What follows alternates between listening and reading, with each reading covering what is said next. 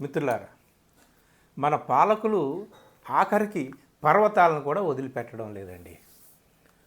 పాపం నోరు లేని పర్వతాలు మమ్మల్ని ప్రశాంతంగా బ్రతకనివ్వండి బాబు అని మోగవేదనతో వేడుకుంటున్నాయి. మన పాలకుల పాదాల ముందు మోకరిల్లి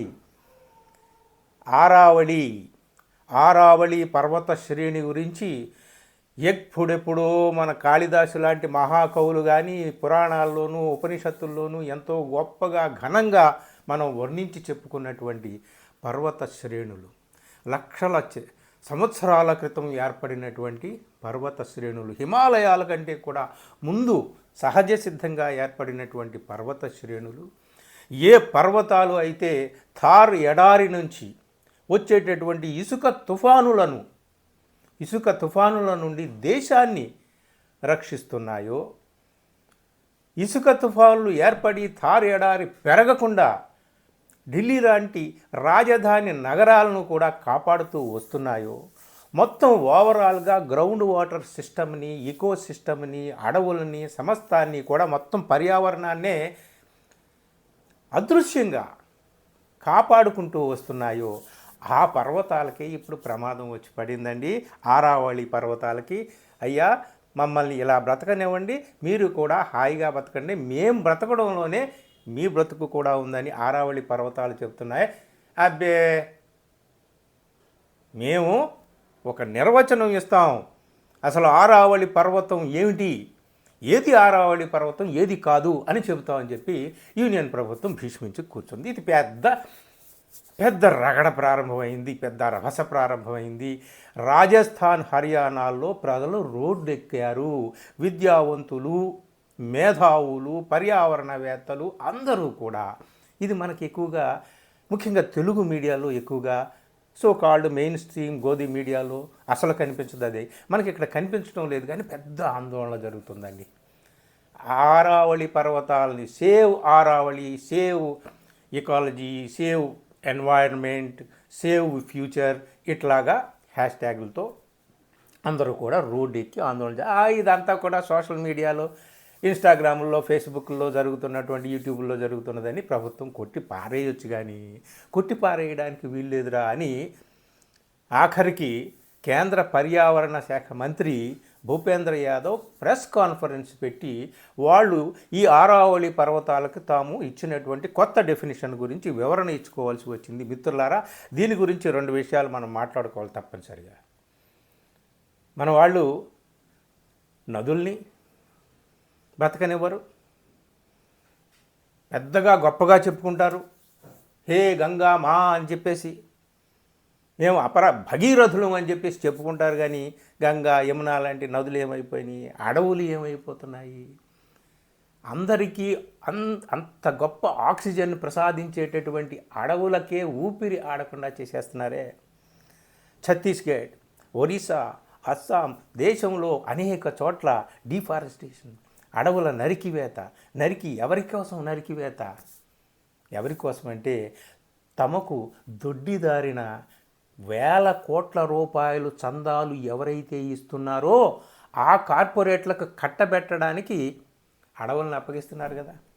ఇదేమిటి అని ప్రశ్నించి, ఇదేమిటి అని ఎదురు తిరగమని ప్రజల్ని సమీకరించినందుకు అక్కడ వాళ్ళని నక్సల్స్ అని, మావోయిస్టులని వాళ్ళని ఏరిపారేస్తామని చెప్పి ఏరిపారేస్తున్నారు. సరే, సో అడవులు పోతున్నాయి, నదులు పోతున్నాయి, ఆఖరికి ఇదిగో అతి పురాతనమైనటువంటి, ప్రాచీనమైనటువంటి కంచు కోటల్లాంటి, మన దేశ పర్యావరణానికే పెట్టని కోటల్లాంటి పర్వత శ్రేణి, పురాతన ఆరావళి పర్వత శ్రేణికి ఇప్పుడు ప్రమాదం వచ్చింది. ఏమిటి ప్రమాదం అనేటటువంటిది ఒకసారి చూద్దాం మిత్రులారా. ఎందుకు ఏమిటి అనేటటువంటిది అంతకుముందు లేదా అంటే ఇప్పుడు ఒక డెఫినేషను సుప్రీంకోర్టు దగ్గరికి వెళ్తే ఆరావళి పర్వతాలకు కొత్తగా ఇచ్చినటువంటి ప్రభుత్వం లేదా ప్రభుత్వం ఏర్పాటు చేసినటువంటి కమిటీ ఇచ్చినటువంటి ఈ డెఫినిషన్ని సుప్రీంకోర్టు అంగీకరించింది. కాకపోతే ఆ తర్వాత కొన్ని ఉత్తర్వులు జారీ చేసింది. కానీ అసలు సమస్య ఎందుకు ఇంతగా ఆందోళన చేస్తున్నారు అనేటటువంటిది మనం తెలుసుకోవాలి. ఏమిటయ్యా అంటే ఏవి ఆరావళి పర్వతాలు అనేది ఈ నిర్వచనం అన్నమాట, డెఫినేషన్. ఏవి అంటే 100 మీటర్లు ఎత్తు ఉన్నటువంటివి మాత్రమే ఆరావళి పర్వతాలు. అంటే 100 మీటర్లు తక్కువ ఉన్నటువంటివి ఆరావళి పర్వతాలు కాదు. ఇప్పుడు ఈ డెఫినేషన్ని సుప్రీంకోర్టు యాక్సెప్ట్ చేసింది. కాకపోతే ఈ మైనింగ్ లాంటివన్నిటిని కూడా ఏమీ జరగకుండా ఏమి చేయండి అని చెప్పేసి వాళ్ళు చెప్పారు. కానీ దీనితో చూస్తే 100 మీటర్ల ఎత్తు ఉన్నటువంటి ఆరావళి పర్వతాలు ఈ డెఫినేషన్ ప్రకారం చూస్తే ఏమవుతుంది? ఎందుకింత గగ్గోలు పుట్టింది? ఎందుకింత రాజస్థాన్లోను హర్యానాలోను ప్రజలు రోడ్డు మీద ఎక్కుతున్నారు? ముఖ్యంగా వీళ్ళు పనిపాట్లు చేసుకునేటటువంటి కూలినాలి జనం కాదు, విద్యావంతులు, మేధావులు, పర్యావరణవేత్తలు. గవర్నమెంట్ మాట నమ్మట్లే. వీళ్ళ డెఫినేషన్ ప్రకారం ఏమిటంటే దాదాపు 12,081 పర్వత శ్రేణులు ఉన్నాయండి, పర్వతాలు ఉన్నాయండి. ఇవి మంత్రి గారి నిర్వచనం ప్రకారమే 1,47,000 స్క్వేర్ కిలోమీటర్లలో విస్తరించబడి ఉన్నాయి ఈ పర్వతాలు. ఏమండి? సో ఈ పర్వతాలు దాదాపు 700 నుంచి 800 కిలోమీటర్ల లెంగ్త్ ఉంటాయి ఈ ఆరావళి పర్వత శ్రేణి. ఇది ఢిల్లీకి సమీపంలో ప్రారంభమయ్యి రాజస్థాన్, హర్యానా లోపలగా ప్రవహించి విస్తరించి ఎక్కడ గుజరాత్ దగ్గర ఎండ్ అవుతాయి. ఇవి అతి పురాతనమైనటువంటి పర్వత శ్రేణి. ఇప్పుడు ఈ ప్రభుత్వం కలగజేసుకొని కొత్తగా ఈ ఆరావళి పర్వతం ఇది కాదు అని చెప్పడం కోసం ఒక డెఫినేషన్ ఎందుకు పెట్టాల్సి వచ్చింది ఏమిటనేది నేను తర్వాత చెప్తా. అసలు మనసులో ఉన్నటువంటి దీని భావం ఏమి తిరుమలేశ అని మనం గమనించాలి.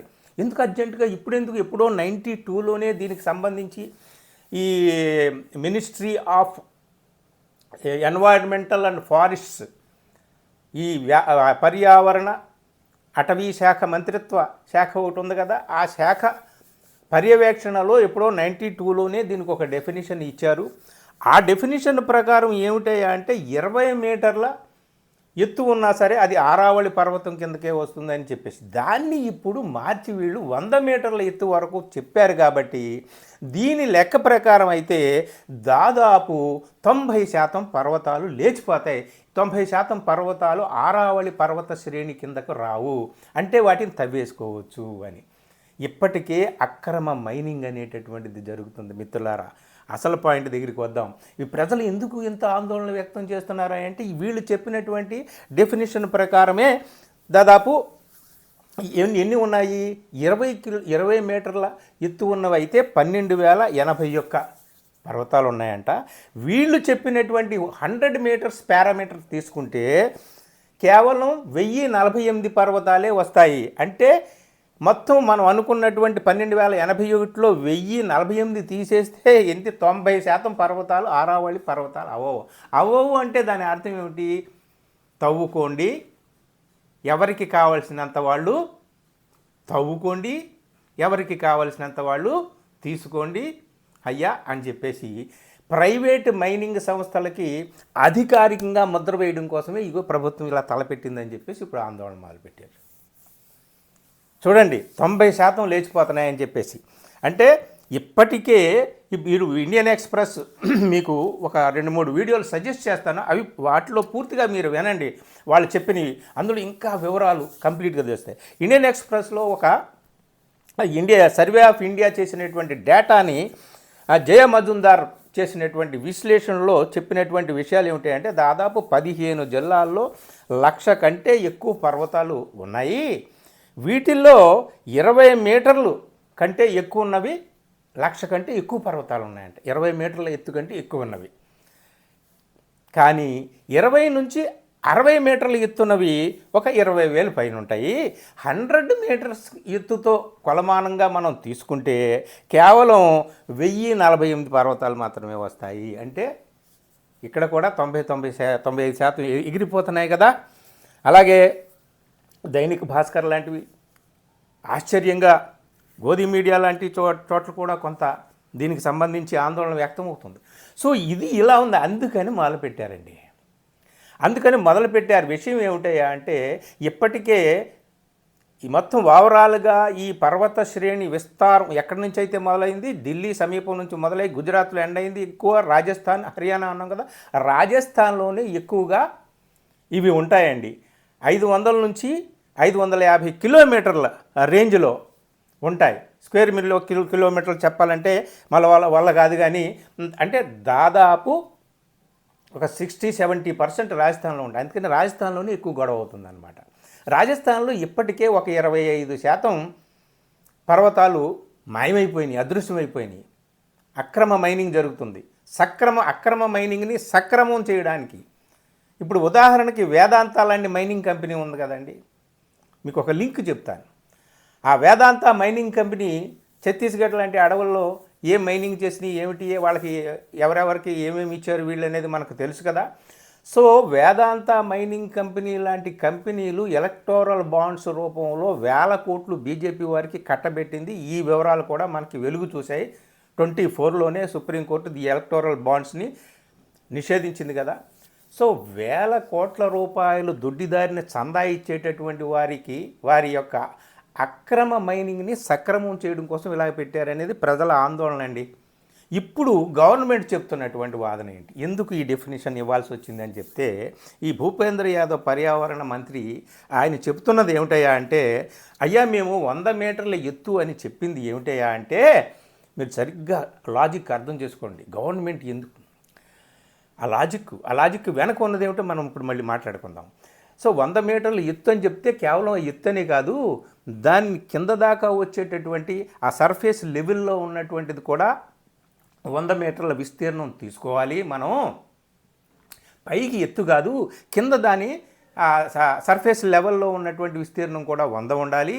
అంతేకాదు ఈ 100 మీటర్లు ఎత్తున్న పర్వతానికి మరో 100 మీటర్లు ఎత్తున్న పర్వతానికి మధ్య 500 మీటర్ల మినిమం గ్యాప్ ఉండాలి. అంటే 500 మీటర్లు గ్యాప్ ఉన్నప్పటికీ కూడా అవి ఆరావళి పర్వతాల కిందే వస్తాయి. మేము చేసినటువంటి ఈ డెఫినిషన్ వల్ల 90% పైగా ఆరావళి పర్వతాలు ప్రొటెక్ట్ చేయబడతాయి అని ఆయన చెప్తున్నాడు.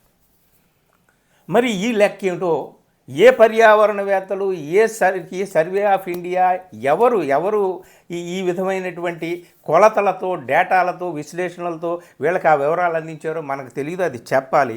నిజంగా ఇదే నిజమైతే 90% ప్రొటెక్ట్ చేయడానికి నడుం కట్టుకుంటే మన ప్రభుత్వం వాళ్ళు ప్రజలెందుకు, విద్యావంతులు, యువతీ యువకులు ఎందుకు, మేధావులు ఎందుకు, పర్యావరణవేత్తలు ఎందుకు ఈ రోజున రోడ్డు మీద నిలబడి సోషల్ మీడియాలో ఆందోళన చేస్తున్నారు?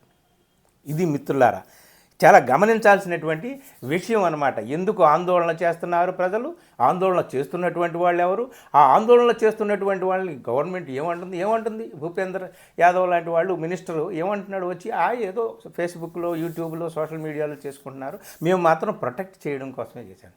ఊరికనే ఏం పని పాట లేదా ప్రజలకి?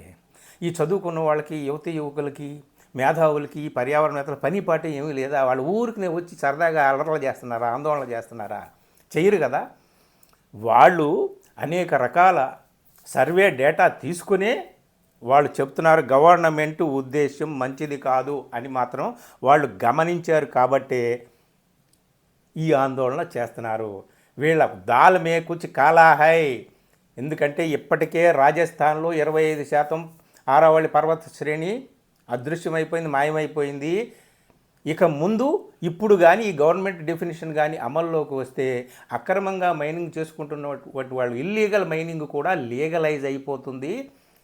వాళ్ళు దొడ్డిదారిన 100,000 కోట్లు వీళ్ళు చందాలు ఇస్తారు, ఇక్కడ దొడ్డదారిన పర్వతాలని తవ్వి పాడేస్తారు అని చెప్పేసి. అయ్యా ఈ పర్వతాలు మాయమైపోతే ఏమవుతుంది అని చెప్పేసి ఒక పక్కని ఇకాలజీ చెప్పేటటువంటి వాళ్ళు, పర్యావరణవేత్తలు చెబుతున్నారు కదా, ఈ పర్వతాల వల్ల మనకు దేశానికి వనగూరేటటువంటి ప్రయోజనం ఏమిటో. థార్ ఎడారిలో వచ్చేటటువంటి ఇసుక తుఫానుల నుంచి దేశాన్ని కాపాడుతున్నాయి ఈ పర్వత శ్రేణులు. అంతేకాదు గ్రౌండ్ వాటర్ లెవెల్ని కాపాడుతున్నాయి.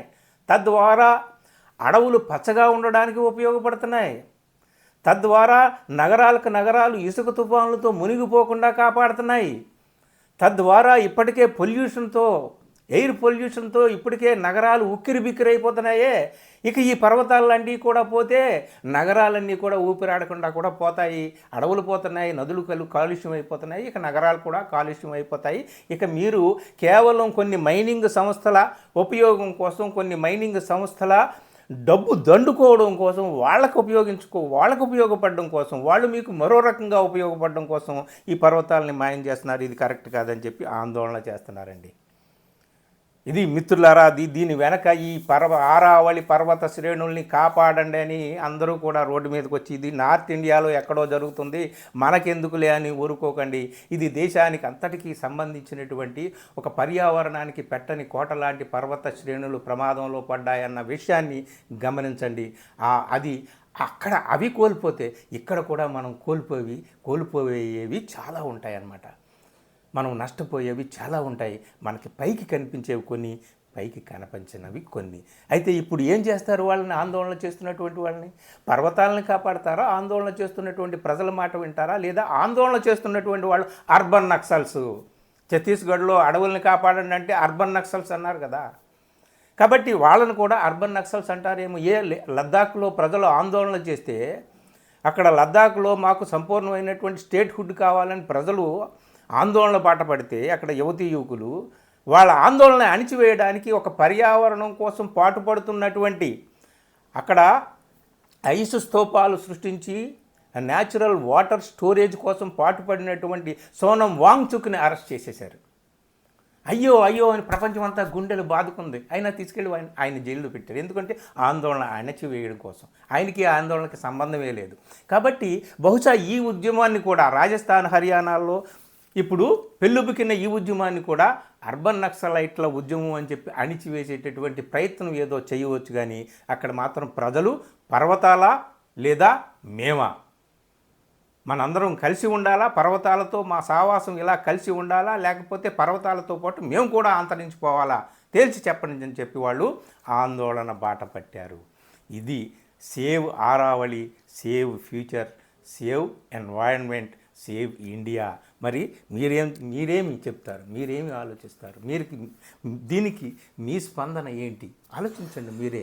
జరుగుతున్న విషయాల్ని జరుగుతున్నట్టు మాత్రమే కాదు, జరుగుతున్న విషయాల లోపల ఉన్నటువంటి విషయాలను కూడా గమనించినప్పుడే మనం ఎవరు ఏ విధమైన నిరసన ఎందుకు చేస్తున్నారో, ఆందోళన ఎందుకు చేస్తున్నారో, పోరాటాలు ఎందుకు చేస్తున్నారో, కొన్ని చోట్ల యుద్ధమే చేయాల్సిన పరిస్థితి ఎందుకు వస్తుందని మీకు అప్పుడు కానీ అర్థం కాదు మిత్రులారా. మొత్తానికి నోరు లేని ఆ పర్వతాల మోగవేదన ఈ ప్రభుత్వం పట్టించుకుంటుందేమో, కిందకు దిగి వస్తుందేమో చూడాలి. Thank you. వీడియో నచ్చితే మిత్రులకు షేర్ చేయండి. అలాగే ఇంకా నా ఛానల్ని సబ్స్క్రైబ్ చేయని వాళ్ళు ఎవరైనా ఉంటే దయచేసి సబ్స్క్రైబ్ చేసుకోండి. Thank you.